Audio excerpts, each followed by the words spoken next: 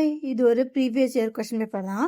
So இது என்ன கொடுத்துருக்காங்க அப்படின்னா, ஸ்டீஃபன் ஒருத்தவர் அவர் வந்து இன்வெஸ்ட் பண்ணுறாரு. எவ்வளோ ரூபா? 10,000 ரூபா. ஸோ அப்போ பிரின்சிபல் எவ்வளோ? 10,000 ரூபா.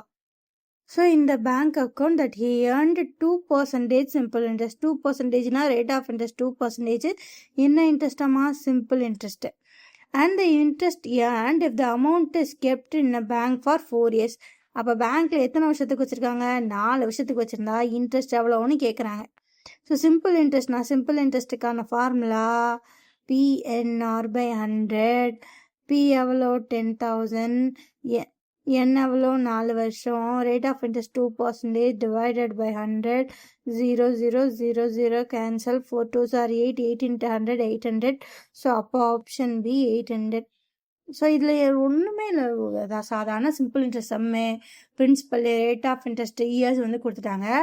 என்னன்னா நான் சொல்லிடுறேன் நீ செஞ்சிருவியோ அப்படின்ற மாதிரி இந்த கொஷினை அப்படியே ஸ்மூத்தாக கதையாக சொல்லியிருக்காங்க. நம்ம என்ன நினைப்போம்? ஐயோ ரேட் ஆஃப் இன்ட்ரெஸ்ட்டே கொடுக்கல போல அப்படின்னு நினைப்போம்.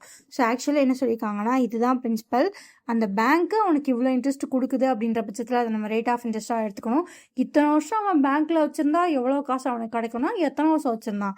ஸோ அதுதான் வந்து நம்மளா வியர்ஸாக வந்து எடுத்துக்கணும். ஸோ இப்படி எடுத்திங்கன்னா இந்த சம்பளம் ஒரு நிமிஷம் தாங்காதுங்க, கடனை போட்டுட்டு போயிடலாம். ஞாபகம் வச்சுக்கோங்க formula. Simple interest equals PNR/100.